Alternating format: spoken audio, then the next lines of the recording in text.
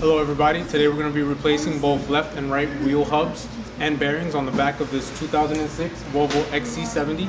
Let's get started.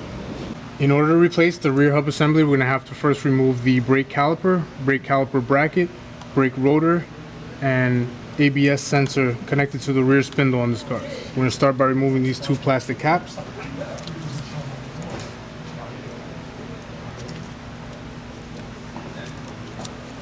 After we remove the cap, inside this boot there's going to be an M7 hex bolt. That's the caliper guide. We're going to have to remove those.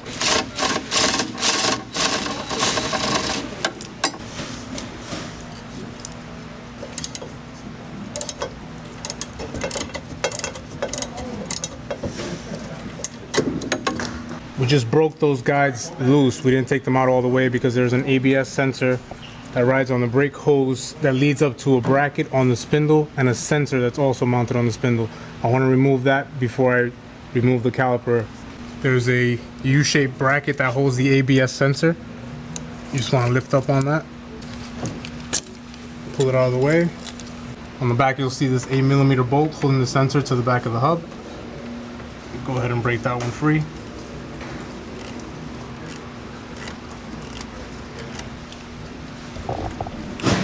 With the bolt out of the way, gently slide the sensor out and move it out of the way.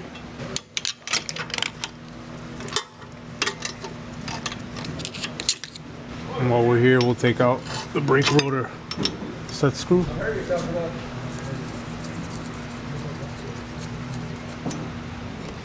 And the screwdriver, we're going to wedge the caliper out of the way.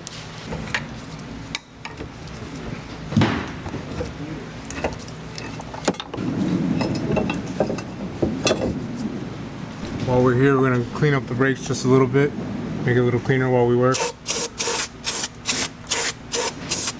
And then to remove the bracket, we're going to use a 13mm.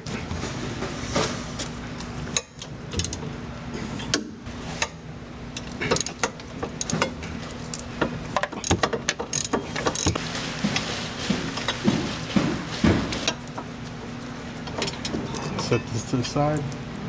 Also with the 13, I'm going to remove the ABS sensor bracket because it helps while we're working with the bolts that hold the hub better that this is out of the way.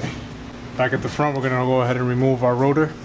This car, like some Volvos, will have a e-brake assembly that works like any particular drum, and it'll be inside of here. Over time, the brakes will cake up and the e-brake will create an edge onto this rotor, so don't be surprised if it's very hard to take off. These particular brakes do need to be replaced, so you might need your hammer to help you remove the rotor. Just gonna hit on the side, on top, on the bottom.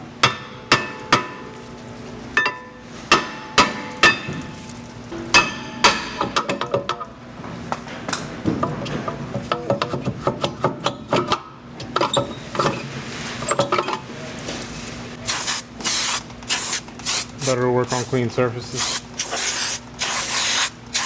This particular hub, remember this car is all-wheel drive, is affixed to the spindle with 4 bolts on the back going straight through, coming towards you. There's also an axle bolt that we need to remove before we can get the hub off. We don't have to touch any of the e-brake assembly. All of that is separate from the hub assembly, from the spindle. It won't get in the way and it won't interfere. We're gonna go ahead and get a 14mm and remove this axle bolt.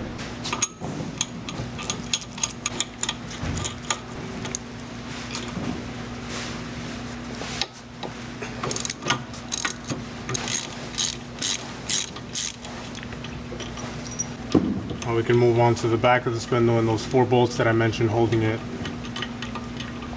On this side of the rear spindle, there's going to be 2 retaining bolts for the hub through the spindle. You're going to get a 15 to free those up.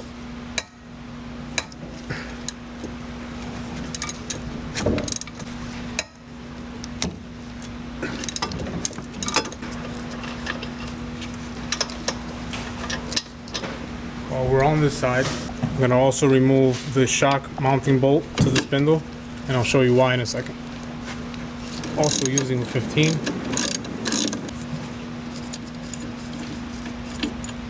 And we can either pry and pull the shock off or push it out.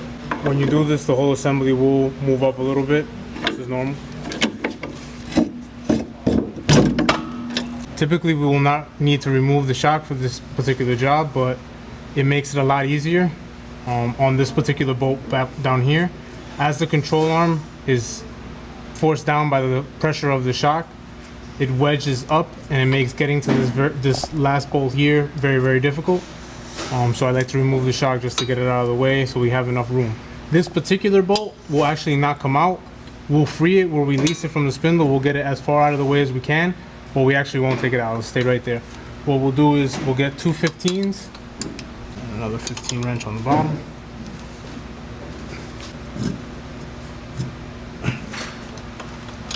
This one is going to be a little bit tedious just because of what it takes to take it out.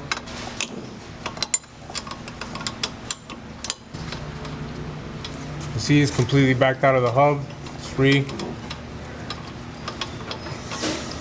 But won't be able to get it out of the way because, like I said, the control arm will be in your way, which is fine. It doesn't need to come out. You just need it out of the way while you're doing or removing the hub up front. When we get to that last bolt, which is right up here,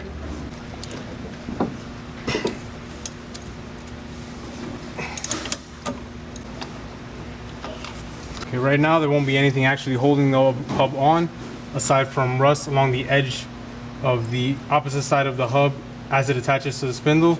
Sometimes you can just bang on the side of these on the hub surface and it might fall out. Not so much the case on this particular car, so what we're gonna have to use is, this is a standard hub puller. This particular one's actually for front wheel drive cars or front wheels on front wheel drive cars, but it will work fine for our applications. What we do is locate the holes and only lightly thread in these bolts just so that we can line it up correctly.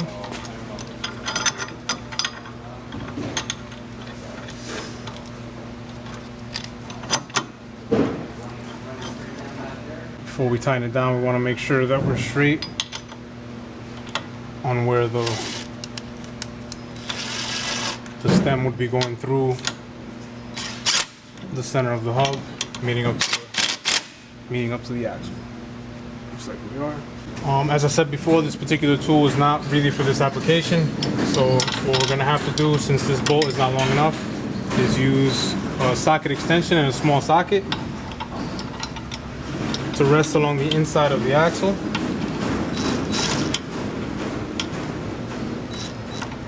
Just to help this center bolt along. Make sure we're dead on in the middle.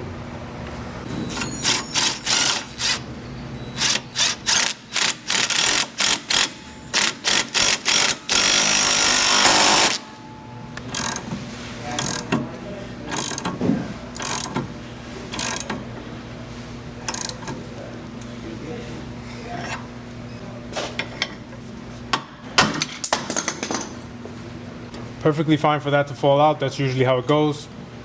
Usually you can use the puller to separate it from the spindle surface.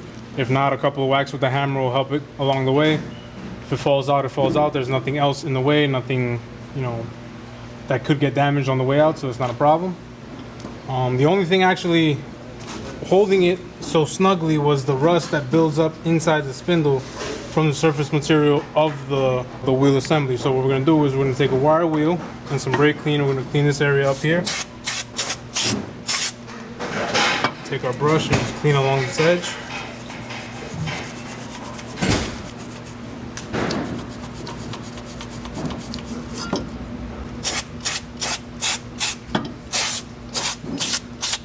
Make sure no debris falls onto the splines of the axle, because we're gonna need that to be nice and smooth when we put on the new hub. Okay, we're gonna be using an OEM SKF hub on the back of this. Just making sure it's nice and clean. There will be this plastic ring that definitely stays on, along with this rubber green ring on the back of the hub. That definitely stays on, do not remove it. These only go on one way. You'll see the indentation left by the old hub, so it has to go on this way. What we'll do is Mate the splines on the axle with the splines on the hub, and bring it into position.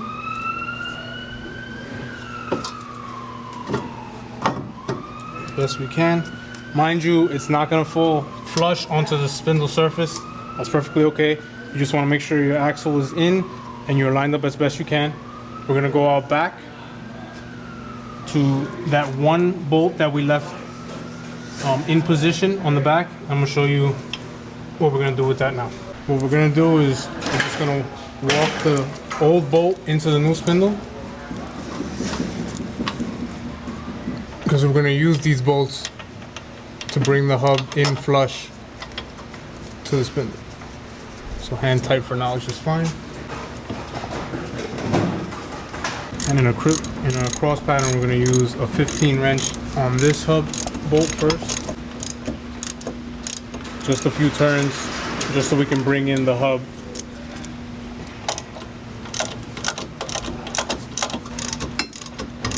Again, we're doing this just so that we can bring the hub into the spindle where it's sat inside the spindle flush.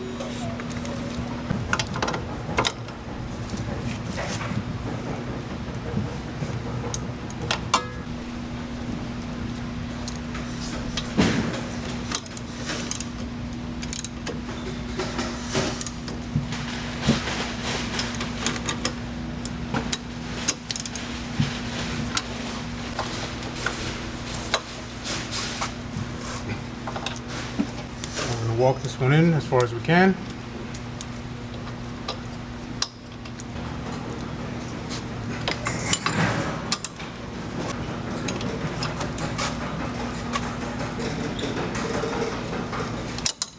Now we can move on to the front and put back our axle bolt.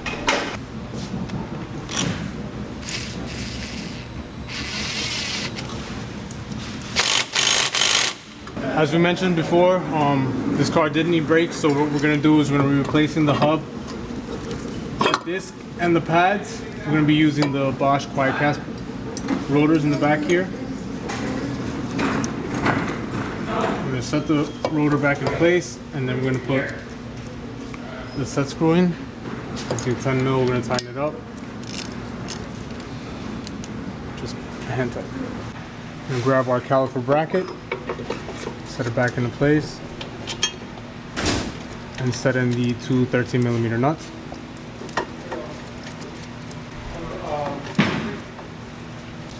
We'll go ahead and tighten these up.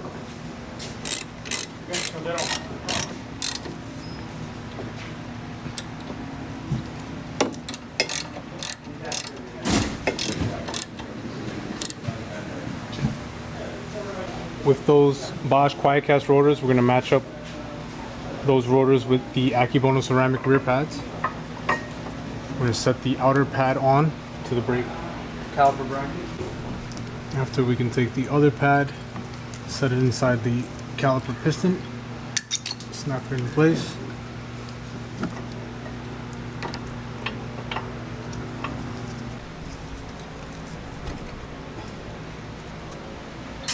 I'm going to put the guides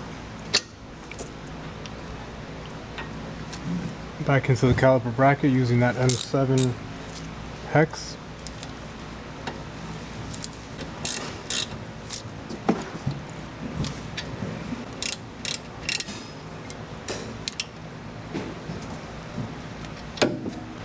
Insert your rubber caps.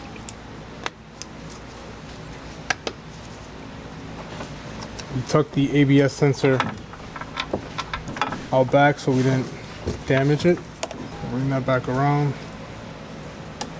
Clip this plastic piece onto the hose and rest it here for now. We have to grab the bracket that holds the sensor onto the back of the spindle, and we're going to set that in place now. I'm going to bring the bracket and the bolt into position. There's going to be a notch where you have to line up the bracket along with the bolt.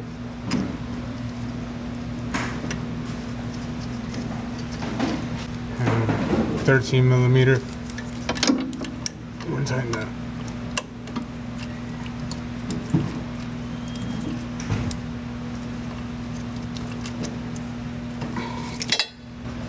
Bring up the ABS sensor. We'll line up the grommet onto the bracket. Push down. the ABS sensor, we're gonna swing and underneath the spindle, right where the axle would be, there's gonna be a small 10mm bolt holding it to the spindle. Hand tighten that one for now.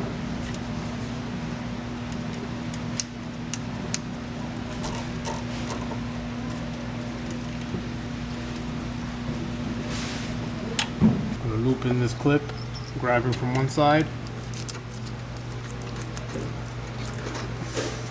down under this ear, under that ear.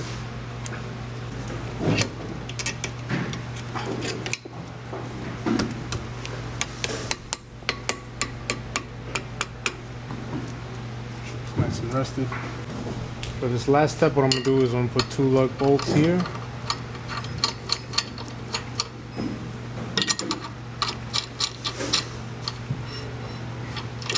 So what we're gonna do is push down on this to bring the shock back into alignment with the lower control arm. Now I have to bring the car down for that. For this next step, you're gonna need help. What I'm gonna do is have our friend here push down on the spindle. While he's pushing down, I'm just gonna be aligning the shock into the hole. Just a little bit more. Go.